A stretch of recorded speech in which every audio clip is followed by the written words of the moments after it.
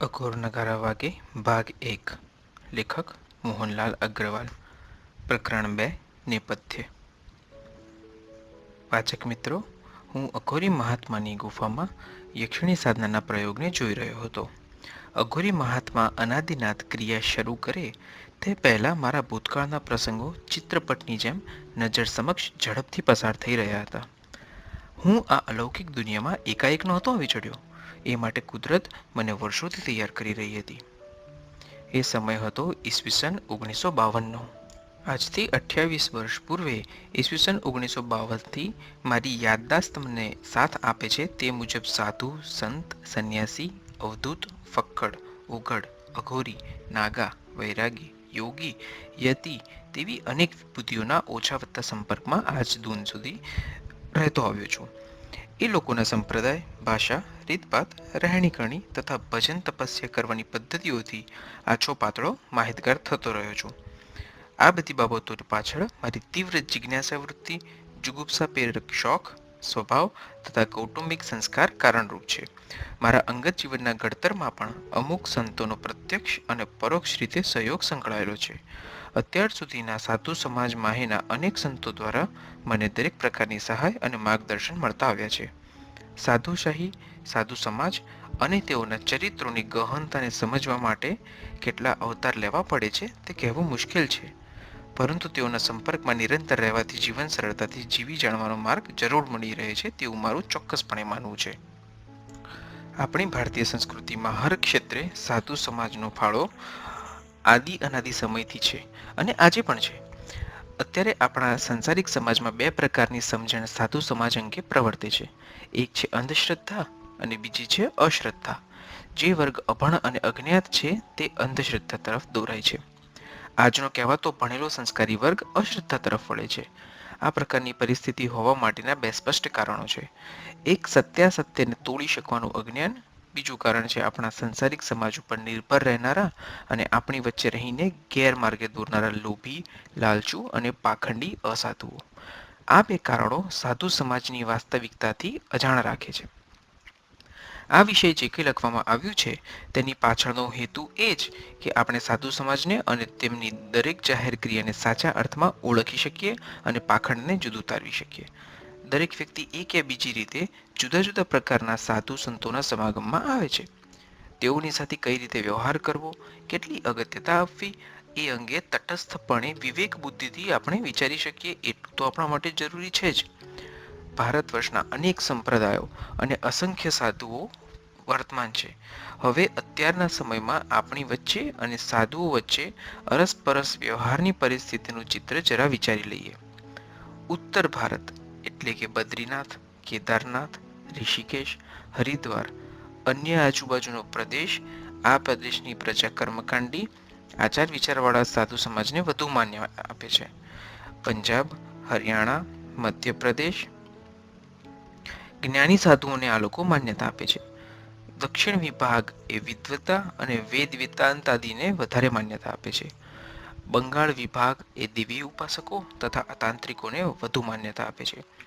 ગુજરાત, સૌરાષ્ટ્રમાં અંધશ્રદ્ધા અને પાખંડ વધારે પ્રમાણમાં પૂજાય છે, જ્યારે વાસ્તવિકતા ખૂબ ઓછા પ્રમાણમાં જોવા અને જાણવા મળે છે.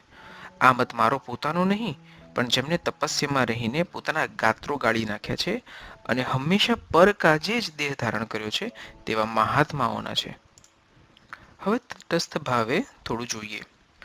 લોભી ગુરુ और लालची चेला दोनों नरक में फिर ठेलम ठेला. બહુ જ ટૂંકી અને સરળ સમજી શકાય તેવી આ વાત છે.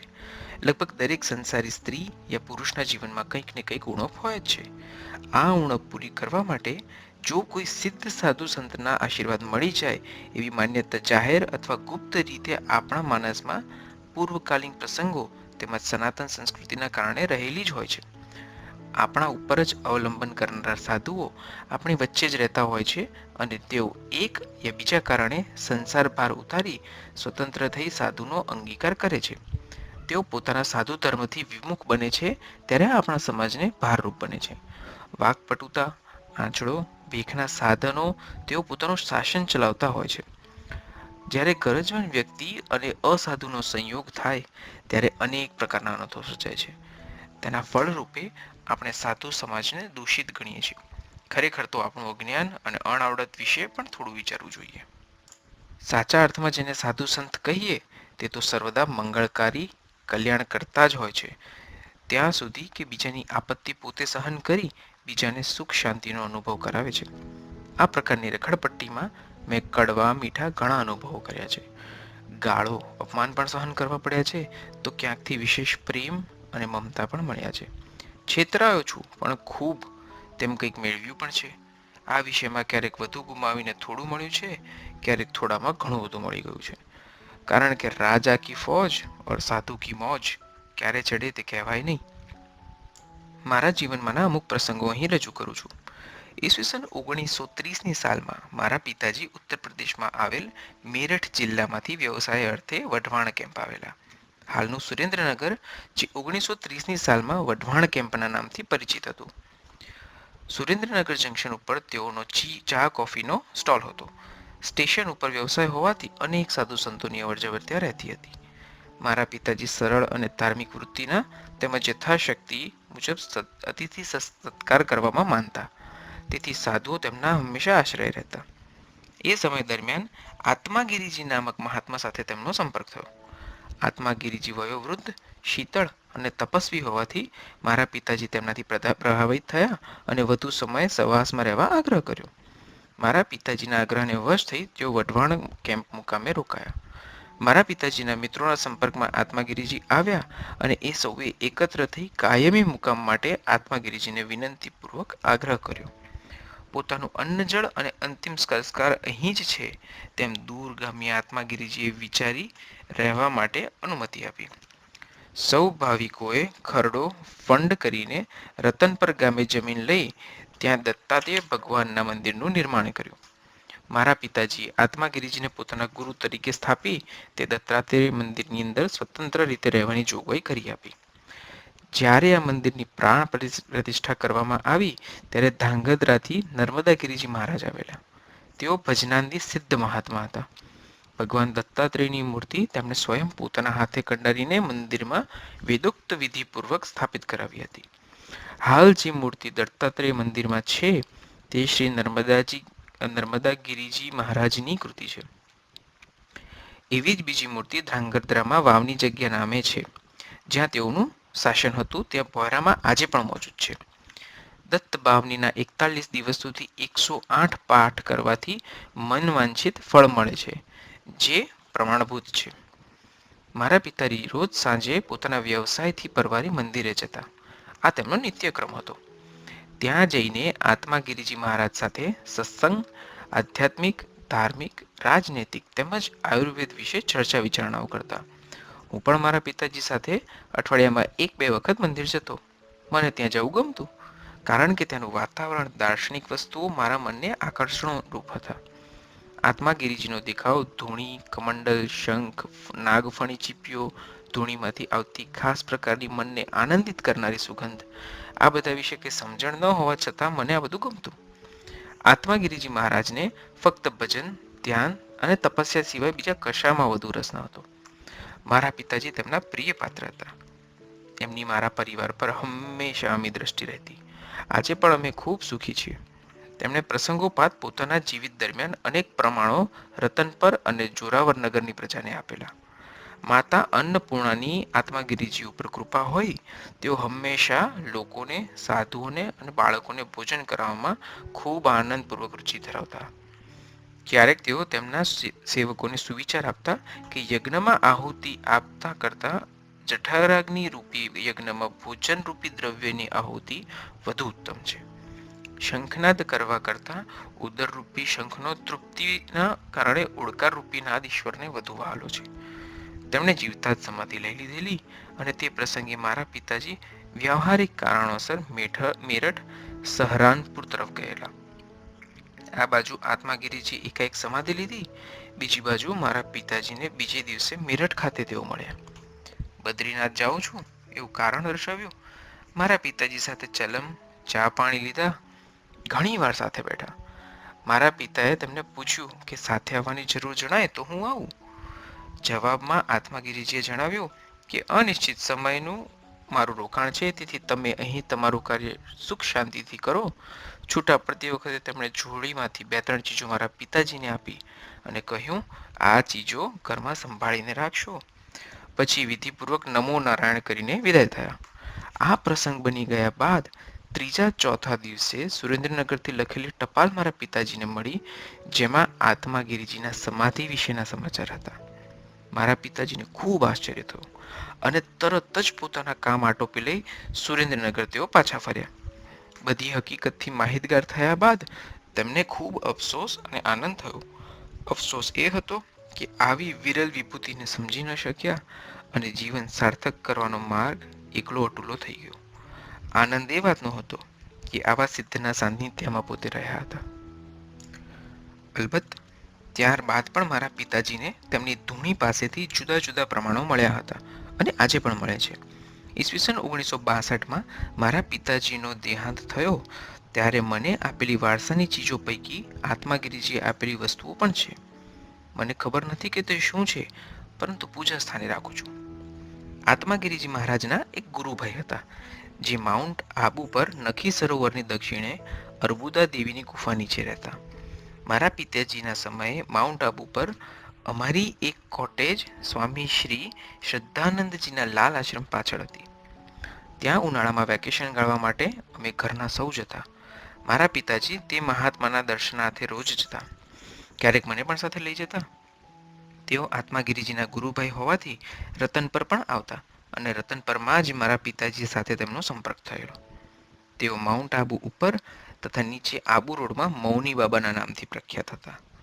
અમુક વર્ષો સુધી તેઓએ મૌન વ્રત કાષ્ઠ અવસ્થામાં રાખેલું. કાષ્ઠવત અવસ્થા એટલે જેમ લાકડું કંઈ ચેષ્ટા નથી કરતું, કોઈ તેના પર પ્રહાર કરે તો ના નથી પાડતું, એ જ અવસ્થામાં રહીને તપ કરવું તે કાષ્ઠ મૌન કહેવાય છે. કોઈ પાસે ખાવા પીવાનું કંઈ માંગવું નહીં, કોઈ ગમે તેટલું ખાવા માટે પીરસે તો ના પાડવી નહીં અને ખાઈ જવું. પાણી કોઈ પીવરાવે તો પીવું, ન પીવરાવે તો ગમે તેટલા દિવસ સુધી માંગવું નહીં. ટૂંકમાં સંપૂર્ણ સુષુપ્ત અવસ્થામાં રહીને તપસ્યા કરવી. આ પ્રમાણે તેમણે 12 વર્ષ તપસ્યા કરેલી. અર્બુદા મંડળના તેઓ સિદ્ધ ગણાતા. ખૂબ ક્રોધી અને ધૂની પણ તેજસ્વી સ્વભાવના હતા. મને સારી રીતે યાદ છે, તેમનું દુબળું પણ સ્વસ્થ ચૈતન્યપૂર્ણ તેજસ્વી શરીર અવસ્થાના કારણે ઓછા વાળવાળી જટા, જાણે ચાંદીના તાર હોય તેવા જ દાઢી મૂછ તેમજ ખુમારીવાળી ઝીણી આંખો, ચહેરો જાણે મનના ભાવો સ્પષ્ટ કરીને બતાવતો હોય તેવો અરીસો. તેમની આળસ રહિત વ્યવહાર કુશળતા ઘણી પ્રશંસનીય હતી. એ જ મહાત્મા ક્યારેક બિલકુલ અવ્યવહારુ, એકદમ વૃક્ષ વર્તન પણ બતાવતા. એ જ રહસ્ય મારી હજી સમજણમાં આવ્યું નથી. તે આનંદમાં હોય તો તેમની ગોદમાં બાળક બનીને રમવાનું મન થઈ જાય, પણ જો ગુસ્સે હોય તો તીવ્ર અગ્નિ સમાન તેમની પાસે જવામાં પણ જોખમ લાગે. વાત કરવાની તો જગ્યા જ ક્યાં રહે. તેઓ સદા આકાશવૃત્તિ ઉપર રહેતા. આકાશવૃત્તિ એટલે જે સાધુને જગ્યા, મંદિર, વર્ષાસન, સેવક તરફની આવક, ખેતી, ખરડો કાંઈ જ આવક અંગેનું સાધન ન હોય તેને આકાશવૃત્તિ કહેવાય. તેઓ ગમે તે પ્રસંગે લખલૂટ ખર્ચ કરતા પણ કદી કોઈની પાસે તેમણે માંગણી કરી નથી. કુંભ મેળામાં પંગત આપવી હોય તો પણ તેઓ પોતાના થકી જ ખર્ચ ભોગવતા. ગમે ત્યાં ગમે તેટલું ખર્ચ પોતાની જોડીમાંથી જ આપતા અને તેમના આશ્રમે ગમે તેટલી મૂર્તિઓ અને સાધુ આવે તો કોઈ ચીજ વસ્તુ લેવા જવું પડતું નહીં. તેમની સુવાસ લોકોમાં દરિદ્રતા નિવારક, રોગ કષ્ટ મુક્તિદાયક તેમજ કપરી મુશ્કેલી ભર્યા સંજોગોમાંથી માર્ગદર્શન આપનાર તરીકેની હતી. નાના મોટા રોગીને તો ફક્ત એક જ વારની મુલાકાત લેવી પડતી, બીજી વાર જવાની જ જરૂર નહોતી રહેતી. કાષ્ઠ ઔષધિ, નૈસર્ગિક ઉપાય અને દિવ્ય ઔષધ દ્વારા લોકોને સુખ આપતા. પ્રાચીન વિદ્યાઓમાં જ્યોતિષશાસ્ત્રમાં એક રમલ વિદ્યાનો ઉલ્લેખ છે. એ વિદ્યાને તેઓ સારી રીતે હસ્તગત કરી રહ્યા હતા. મારા પિતાજી પ્રત્યે તેમને ખૂબ સ્નેહ હતો. હું જ્યારે જતો ત્યારે પ્રેમપૂર્વક પાસે બેસાડી ફળફળાદી આપતા. સ્મિતભરી આંખોથી મને જોયા કરતા અને ક્યારેક મારા પિતાજીને સંબોધીને કહેતા, ये तो तुम्हारे घर पिछले जन्म का कोई महात्मा आ गया है, इसे मेरे पास ही छोड़ जाओ. મારા પિતાજી વળતા જવાબમાં સંમતિ દર્શાવીને કહેતા, એ આપનું જ બાળક છે. જ્યારે હું બાવો બની જવાની બીકથી તરત ત્યાંથી ઉઠી અને મારા પિતાજી પાસે સંકોચાઈને બેસી જતો અને મૌની બાબાનું મુક્ત હાસ્ય સરી પડતું. મારા પિતાજી પાસેથી સાંભળેલ એક પ્રસંગ મૌની બાબાનો અહીં રજૂ કરું છું. આબુ રોડથી 2-3 સ્ટેશન આગળ સિરોહી રોડ નામનું સ્ટેશન આવે છે. રાજાશાહીના જમાનામાં સિરોહી નામથી તે ઓળખાતું અને સિરોહીની તલવાર ભારતભરમાં વખણાતી. ખાસ કરીને સંકેલો, જે એનું ગુજરાતી નામ છે. મારવાડી ભાષામાં તે તલવાર સંકેલા નામથી વિખ્યાત છે અને તેનો એક પ્રચલિત દુહો પણ છે. તરવાર સંકેલો, લડલણ અકેલો. મતલબ જો સંકેલો નામક બનાવટની તલવાર હોય તો લડનાર એક જ યુદ્ધ તો બધાને પૂરો પડે. આ સિરોહીના રાજાની 2 રાણીઓ હતી. બંને આગળ પાછળ સમયે લગ્ન ગ્રંથિથી જોડાયેલ હોય, નવી અને જૂની તરીકે ઓળખાતી. બંને રાણીઓના સંતાનોમાં એક એક પુત્ર હતો. કાળક્રમે કરીને રાજાના અચાનક દેહાંતથી રાજગાદી વારસા વિશે વાદ વિવાદ ઉત્પન્ન થયો. બંને રાજકુમારો વચ્ચે મતભેદ ઊભા થયા અને દુશ્મનાવટના રૂપમાં વાતાવરણ બદલાઈ ગયું. જૂની રાણીનો કુમાર મોટો હોઈ હક વારસો તેનો હતો, પણ નવી રાણીના પિયરિયાઓ જોરદાર પક્ષ તરફથી હતા અને નાનો કુમાર રોકડ, ઝવેરાત અને જમીનની વધુ માગણી કરી રહ્યો હતો. તેમજ તે રાજ્યના અગાઉના દરબારી, કારભારી, વહીવટકર્તાઓ નાના કુમારના પક્ષે હતા. આ દરમિયાન મોટા કુમારને રસ્તામાંથી દૂર કરી નાખવાની યોજના ઘડવામાં આવી. આ બાબતે જૂની રાણીને ખ્યાલ આવી જતા તેણે પોતાના પુત્રને મૌની બાબાનો આશ્રય લેવાનું સૂચન કરી તરત સિરોહી છોડી દેવા જણાવ્યું. આ રાજકુટુંબના રાજવીઓ મૌની બાબા માટે આદરભાવ કેળવતા, તેથી જ જૂની રાણીએ મૌની બાબાનો આશ્રય લેવાનું સૂચન કરેલું. મોટા કુંવરે મૌની બાબા પાસે જઈ સર્વ વૃત્તાંતથી તેમને વાકેફ કર્યા. મૌની બાબા થોડી વાર સુધી વિચાર કરતા રહ્યા અને તરત જ પોતાના સેવકોને બોલાવી તેમને આજ્ઞા કરી કે આ નાલાયકને સામેના ઝાડ સાથે બાંધી દો અને 3 દિવસ સુધી કંઈ ખાવા પીવા આપશો નહીં. આ હુકમની સાથોસાથ રાજકુમારને અસંખ્ય ગાળો પણ સંભળાવી. તેમના શિષ્ય વર્ગે અને સેવકોએ મૌની બાબાની આજ્ઞાનું પાલન કરી યુવરાજને ઝાડ સાથે બાંધી દીધા. યુવરાજે પણ કંઈ જ આનાકાની કે વિરોધ ન દર્શાવ્યો. 3 દિવસ બાદ પોતે જઈ યુવરાજને બંધન મુક્ત કર્યા. પ્રેમપૂર્વક માથા ઉપર હાથ ફેરવી તરત જ સિરોહી જવા આજ્ઞા કરી. તેથી યુવરાજ એ જ સમયે સિરોહી જવા નીકળી પડ્યા. સિરોહી પહોંચ્યા બાદ તેનું વાતાવરણ બદલાઈ ગયું હતું. જે હવામાન વિરુદ્ધમાં હતું તે સાનુકૂળ થઈ ગયું હતું. સર્વના મન અને વિચારોમાંથી ભેદભાવ દૂર થઈ ગયા હતા. જે પ્રમાણે વહેંચણી થવી જોઈએ તે પ્રમાણે ન્યાયપૂર્વક વહેંચણી કરવામાં આવી. એક સમજવા જેવી વાત આ પ્રસંગમાં છે. મારું મંતવ્ય છે અને તે કેટલા અંશે સાચું છે એ તો ઈશ્વર જાણે, પણ કર્મવાદની પદ્ધતિ અનુસાર મૌની બાબાએ યુવરાજની સહાયતા કરવા માટે યુવરાજના કર્મને ભોગવવાની અનિવાર્યતા વિચારી લીધી. એ જ અનિવાર્ય કર્મને એકી સાથે ભોગવરાવીને કુમારને કર્મબંધનમાંથી મુક્તિ અપાવી તેમના મનોરથ સફળ કર્યા. આ પ્રસંગ પરથી એવું તારવી શકાય કે કર્મવાદના શુભાશુભ ફળ ભોગવવા માનવી માટે અનિવાર્ય છે. મૌની બાબાના જીવન દરમિયાન અનેક પ્રસંગો નોંધપાત્ર બન્યા છે, જે આજે પણ ત્યાંની પ્રજા પ્રસંગોપાત જૂના સંસ્મરણો સંભાળી લે છે. મૌની બાબાનો સ્વભાવ બાળક જેવો નિર્દોષ, આનંદી અને મસ્ત હતો. માઉન્ટ ઉપરથી તેઓ ક્યારેક આબુ રોડ તરફ ફરતા ફરતા આવી ચડતા. એ સમયે આબુ રોડના લગભગ બધા જ લોકો તેમના દર્શને એકત્ર થતા, તેમના ચરણ સ્પર્શ કરી ધન્યતા અનુભવતા. મૌની બાબા આ બધી લૌકિક ક્રિયા તરફ ખાસ લક્ષ ન આપતા. પોતાની જ મસ્તીમાં ફક્ત એક લંગોટીભેર બજારમાં ફર્યા કરતા. ક્યાંક કોઈની દુકાનમાં ઘૂસી જઈ મરજી મુજબનો માલ ઉઠાવી લેતા. પછી તે કાપડની દુકાન હોય કે હોજરીની, યા વાસણ, મીઠાઈ, ઇલેક્ટ્રિક, દરજી, મોજી, કોઈ પણ દુકાન હોય, પણ અંદર જઈ પોતાની ઈચ્છા પ્રમાણે માલનો બહાર ઢગલો કરી ગમે તે વ્યક્તિને વહેંચી બધું પૂર્ણ કરી એ જ મસ્તીથી પાછા પોતાના આસને ચાલ્યા જતા. આબુ રોડની પ્રજામાં એવા પ્રકારની માન્યતા પ્રસરેલી હતી કે મૌની બાબા જેની દુકાન લૂંટાવે તે ન્યાલ થઈ જતો, અને વાસ્તવિક રૂપે એવું બનતું પણ ખરું. લોકો એમના પગલાં પોતાના ઘર દુકાનમાં થાય એવું ઈચ્છતા. મહાત્મા મૌની બાબા કોઈની પણ શરમમાં આવ્યા વિના સ્વેચ્છા વિહાર જ કરતા. તેઓ પરોપકારી, ભજનાનંદી, તપસ્વી, સૌમ્ય અને શીલવંત સાધુ હતા. ધર્મ માટે તેઓ હંમેશા ક્રિયાશીલ રહેતા. તેમની સમાધિ માઉન્ટ ઉપર જ છે. તેમના સેવકો, તેમનો શિષ્યવર્ગ આજે પણ તેમની નિર્વાણ જયંતિ ઉજવે છે. કોઈ ભાગ્યશાળીઓને તેમની હાજરીનો અનુભવ પણ થાય છે. મૌની બાબા તેમજ આત્માગીરીજીના પરિચયના કારણે મારા પિતાજી આબુ રોડમાં રહેતા એક મહાત્મા જેઓ બનાસ નદીના કિનારે સુંદર આશ્રમમાં રહેતા શંકર ભગવાનનું મંદિર પણ ત્યાં છે. આનંદેશ્વર મહાદેવના નામથી તેને આબુ રોડની સમસ્ત પ્રજા ઓળખે છે. એ આશ્રમમાં રહેતા મહાત્મા રામતીર્થજીના પરિચયમાં આવ્યા હતા. બ્રિટિશના સમય દરમિયાન તેઓ ગ્રેજ્યુએટ થયેલા. રાજકારણમાં આગળ પડતો રસ ધરાવતા હતા. યોગ ક્રિયા દ્વારા ઘડાયેલું સશક્ત શરીર, બુલંદ અવાજ, દ્રઢ મનોબળ, કોમળ સ્વભાવ એ એમની ખાસ વિશેષતાઓ હતી. તેમના આશ્રમમાં રાજનીતિજ્ઞોનું તથા મહાત્માનું હંમેશા સુખદ મિલન જોવામાં આવતું. સ્વામીજીને બગીચાનો, ફૂલઝાડનો તેમજ પશુ પંખી પાળવાનો ખૂબ શોખ હતો. બગીચો ખૂબ વિસ્તારમાં ન હોવા છતાં જંગલની ઝાંખી કરાવે તેવો હતો. આશ્ચર્યની વાત મને એ લાગી કે પક્ષીઓ જાનવરો મુક્ત હોવા છતાં પાળેલા હોય તેવી રીતે સ્વામીજી સાથે રમતા, ખાતા પીતા અને સ્વામીજીની વાતો જાણે સમજતા હોય તેમ વર્તન કરતા. તેમના બગીચામાં સુગંધી ફૂલ તો હતા જ, પણ એ સિવાયની અમુક પ્રકારની સિદ્ધ વનસ્પતિ પણ તેઓ ઉછેરીને લોકોના કલ્યાણ અર્થે વાપરતા.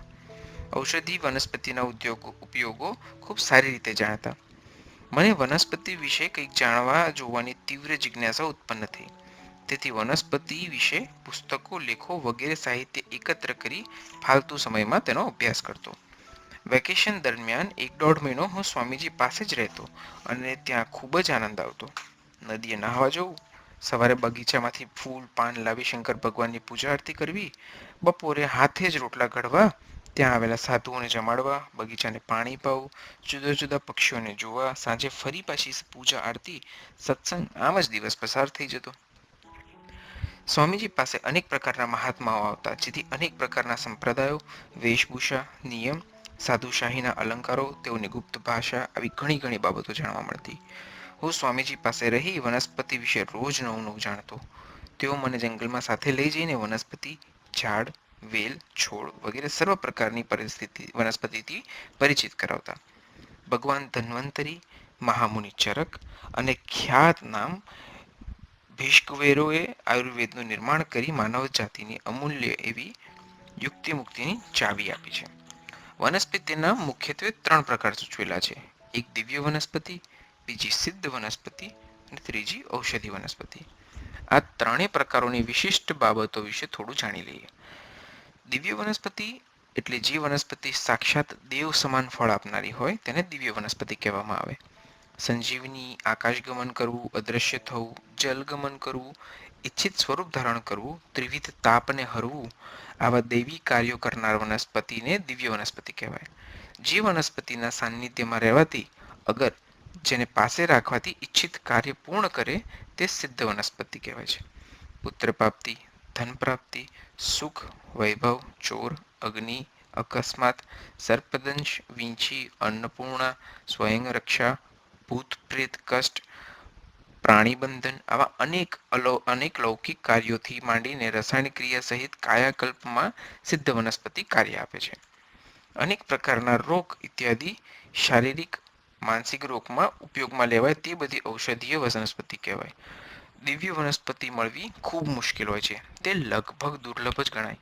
સિદ્ધ વનસ્પતિ પ્રયત્નથી, ભાગ્યથી, ભજન, પૂજા, જપ, તપ ઇત્યાદિથી પ્રાપ્ત કરી શકાય છે. ઔષધ વનસ્પતિ જુદા જુદા પ્રદેશોમાં વિભિન્ન પ્રકારે મળતી હોય છે.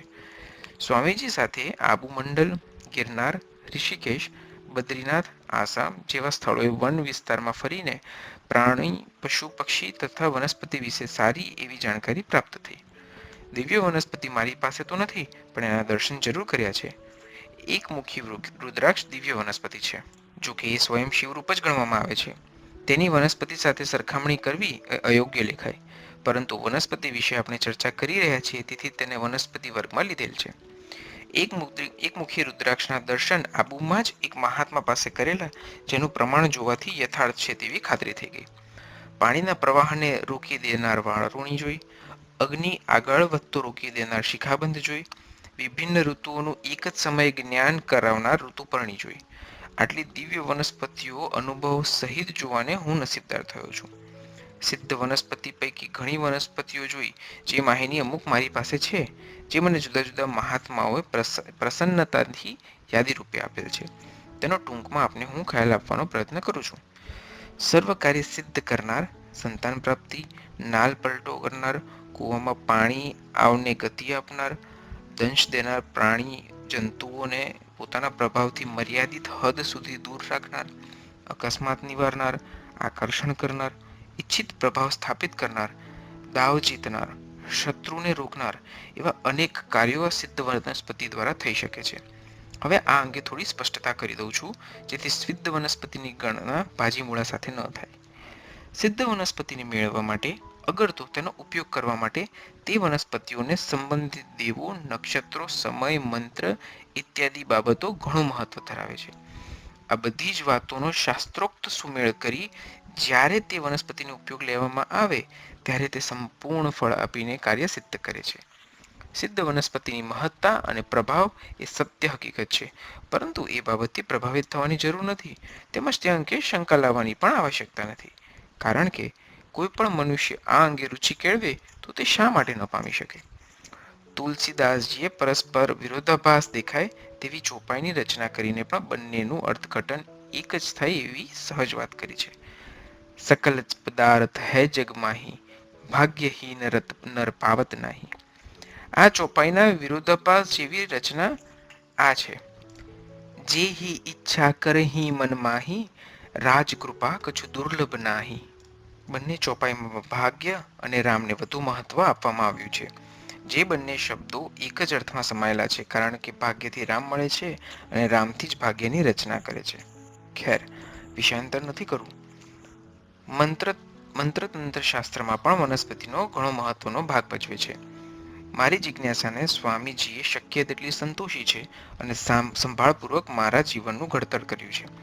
આબુ તથા રાજસ્થાનમાં વસતા અનેક સાધુઓના દર્શન તેમના દ્વારા સુલભ થયા છે. ઈસવીસન 1956 થી 1963 સુધી મારા જીવનના જુદા જુદા પાસાનું તેમણે અવલોકન કરી મને યોગ્ય માર્ગદર્શન આપી, યોગ્ય વિચારો તેમજ ભાવને સમજવાની દ્રષ્ટિ આપી, જેથી મારા જીવન દરમિયાન અનેક સારા ખરાબ પ્રસંગોમાં હું કંઈક સાચવી શક્યો છું. શું સાચવી શક્યો છું તે હું નથી જાણતો, પણ ઊંડે ઊંડે આનંદ વ્યાપ્ત થાય તેવું કશુંક તો જળવાઈ રહ્યું છે. તેને શું નામ આપવું તે સમજાતું નથી. આબુ પર્વતની તળેટીમાં બનાસ નદીના કિનારે આબુ રોડથી આશરે 8-10 કિલોમીટર દૂર ઋષિકેશ નામે એક સ્થાન આવેલું છે. સ્વામીજી સાથે એકવાર ત્યાં ગયેલો. સ્વામીજીના એક મિત્ર, જેમનું નામ અટલગીરીજી હતું, તેમને મળવા અમે ગયેલા. ઋષિકેશ નામ સાંભળીને મને આશ્ચર્ય થયું કે ઋષિકેશ અહીંયા ક્યાંથી? એ તો હરિદ્વારથી આગળ છે. પણ સ્વામીજીએ કહ્યું કે આ સ્થાનનું નામ ઋષિકેશ છે. આ ખૂબ પુરાતન સ્થળ છે અને ઘણા વર્ષો પહેલા કોઈ ઋષિએ સ્થાપિત કરેલું છે. સાધુ સમાજમાં એવી માન્યતા છે કે ઋષિકેશ તીર્થમાં રહીને કરવામાં આવેલ તપસ્યાના ફળ જેટલું જ મહત્વ આ સ્થાનનું છે. અહીં અનેક સિદ્ધ તપસ્વીઓ શંભુદલી, રામાદલી, ઉદાસી, નાથ, નિર્વાણ, ઓઘડ, જોગી જેવા ભિન્ન ભિન્ન પ્રકારના સાધુઓ આવે છે. પોતાની ઈચ્છા પ્રમાણે મુકામ કરીને રહે છે. તેમને મંદિર તરફથી બધી જ સુવિધા આપવામાં આવે છે. સાધુઓને અહીં રહીને આલોક પરલોકનું સાધન કરે છે. આબુ રોડથી આ ઋષિકેશ નામક સ્થળ પર જવા માટે કહી શકાય તેવો એક રસ્તો હતો. વાહન સહેલાઈથી ત્યાં જઈ શકે તેવી શક્યતા નથી. તે મંદિરની સામે એક મોટી વાવ રાજસ્થાની ઢબે બનાવવામાં આવેલ છે. મંદિર ઉપરનું પુરાતન શિખર તેના ભૂતકાળની ભવ્યતાનો ખ્યાલ આપતું હતું. અંદર દાખલ થતાં મોટા પથ્થરથી બાંધેલો ચોક, ડાબી બાજુએ ખુલ્લી પણ નળિયાની પરસાળ, સામેની બાજુએ દિવાલ અને એક નાની ડેલી જે જંગલ તરફ જતી હતી. ચોક વચ્ચે ખૂબ જ સુંદર કલાત્મક કોતરણીવાળું શિખરબંધી મંદિર અને તેમાં ભગવાન વિષ્ણુની ખૂબ જ આકર્ષક અને સુંદર પ્રતિમા, જે કસોટીના કાળા પથ્થરમાંથી કંડારેલી હતી. આરસ પથ્થરનો ઓટો બાંધી તેની ફરતી નાની જાળી મૂકેલી. જમણી બાજુ ભગવાન શિવનું, શક્તિનું બે નાના પણ ખૂબ સુંદર મંદિર છે. તેની બાજુમાં ઉપર જવા માટેના પગથિયા છે. ઉપર મેડી તથા જુદા ઓરડાઓ છે, જ્યાં મહંત તેમજ જગ્યાના સેવકોને રહેવાની સગવડ છે. મહાત્માઓ ત્યાં પોતાના સ્વતંત્ર આસન પર બેસી ઇચ્છિત સમય સુધી ભજન તપસ્યા કરી શકે તેવી વ્યવસ્થા છે. વાતાવરણ શાંત, પ્રસન્ન, પવિત્ર અને નિર્વિકાર હોવાનો મેં અનુભવ કર્યો છે. મારા મન ઉપર આ વાતાવરણની ઘેરી અસર થતી હતી. એવા વિચારો આવતા કે અહીં રહીને ભજન કરી જીવન પૂરું કરવું એ જ જીવનનું ધ્યેય હોય. પણ આ વિચારો સ્મશાન વૈરાગની માફક ત્યાં જગ્યામાં જ રહેતા. ત્યાંથી આવ્યા પછી તો હતા ત્યાં ને ત્યાં. મારું મંતવ્ય છે કે આ જગ્યાનો જ એ પ્રભાવ હોવો જોઈએ જે મનના ઉદ્વેગોને શાંત કરી ઈશ્વર પ્રત્યે ભાવના જાગૃત કરે છે. મન વિના પ્રયત્ને શીઘ્રતાથી એકાગ્ર થઈ જતું, મનમાં ગમે તે વિચાર ચાલી રહ્યા હોય તેમાં જ એક ધ્યાન થઈ જવું, એ પણ વિના પ્રયત્ને તે આ સ્થાનનો જ પ્રભાવ હોઈ શકે. અટલગીરીજી મહારાજ ત્યાં મહંત હતા. આ જગ્યાને અનુરૂપ કઈ કક્ષાના મહાત્માને શું સગવડ આપવી, કયા પ્રકારનો વ્યવહાર કરવો, વ્યવહારિક જ્ઞાન અને વર્તનમાં તેઓ નિપુણ હતા. એક સારા વ્યવસ્થાપકમાં જે ગુણ હોવા જોઈએ તે બધા જ તેમનામાં હતા. આ સિવાય જ્યોતિષશાસ્ત્રના સારા એવા જ્ઞાતા હતા. જ્યોતિષ શું છે, તેની આવશ્યકતા શું છે, તેના લાભાલાભ શું છે, એ વિશે તેમણે બહુ સુંદર અને સચોટ વ્યાખ્યામાં વર્ણન કરી દરેક રીતે માન્ય રાખવું પડે એ રીતે સમજણમાં ઉતારી દીધું. જ્યોતિષશાસ્ત્ર ખૂબ જ સૂક્ષ્મ ગણિત છે. હસ્તરેખા, અંક વિજ્ઞાન, જન્માક્ષર, સામુદ્રિક વિજ્ઞાન, ખગોળ જ્ઞાન આટલા વિષયો જ્યોતિષશાસ્ત્રના મુખ્ય અંગો છે. આ સિવાય પરાશક્તિ, શુકનશાસ્ત્ર, ખગભાષા, દૈવી શક્તિ, ઉપાસના, કલ્પના શક્તિ, તંત્ર આદિ દ્વારા પણ સચોટ ભૂત, વર્તમાન અને ભવિષ્ય કહી શકાય છે. પણ તેનો સમાવેશ જ્યોતિષ વિદ્યામાં કરવો યોગ્ય નથી. જ્યોતિષ બાબતે જેટલી ગણતરી તથા ગણિત સચોટ હોય તેટલું સાચું કહી શકાય. આ સરળ જવાબ જ્યોતિષ વિજ્ઞાનનો છે. જ્યોતિષ સિવાય પથ્થરો વિશે પણ અટલગીરીજીને ઘણું સારું જ્ઞાન હતું. ગ્રહોની પથ્થરો સાથે શું સંબંધ છે, ગ્રહો સિવાયના પથ્થરો જે ભારતભરમાં જુદા જુદા સ્થળોએ મળે છે તેનું શું રૂપ અને ગુણ છે. કહેવાને તો તે પથ્થર છે, પણ માણસનું પાણી માપી લેવાની શક્તિ તેના સમાયેલી છે. મેં મારી શક્તિ અનુસાર તેમની પાસેથી જ્યોતિષ વિશે જરૂરિયાત પૂરતું જ્ઞાન મેળવ્યું છે, જે વ્યવહારુ જીવનમાં ઘણી વખત ઉપયોગી થઈ પડે છે. પથ્થરો, રત્નો, ઉપરત્નો, સ્ફટિક ઓળખવાનો અભ્યાસ પણ તેમના સાનિધ્યમાં જ મળ્યો છે. પથ્થરોમાં પણ જુદા જુદા પ્રકારની ચમત્કારિક શક્તિઓ સમાયેલી હોય છે, જે માનવ જીવન માટે સારી અને ખરાબ અસર સચોટ રીતે પુરવાર કરે છે. મારી પાસે પણ એવા થોડા પથ્થરો છે, જેમાં વિભિન્ન પ્રકારના ગુણો છે. રોગ, કષ્ટ, ભૂત પ્રેતાદિ કષ્ટ આવા પ્રકારના કાર્યોમાં તેની વિધિ પ્રમાણે તેને લઈ શકાય છે. આ પથ્થરો અને રત્ન મને ભટકવામાં અને મહાત્મા તરફથી પ્રાપ્ત થયેલા છે. પથ્થરો એકત્ર કરવાનો શોખ તેમના સંસર્ગના કારણે જ થયો. તેઓ મને પથ્થરો વિશે ઝીણી ઝીણી બાબતો ધ્યાનપૂર્વક સમજાવતા. હું બરોબર સમજ્યો છું કે નહીં તેની પણ તેઓ તકેદારી રાખતા.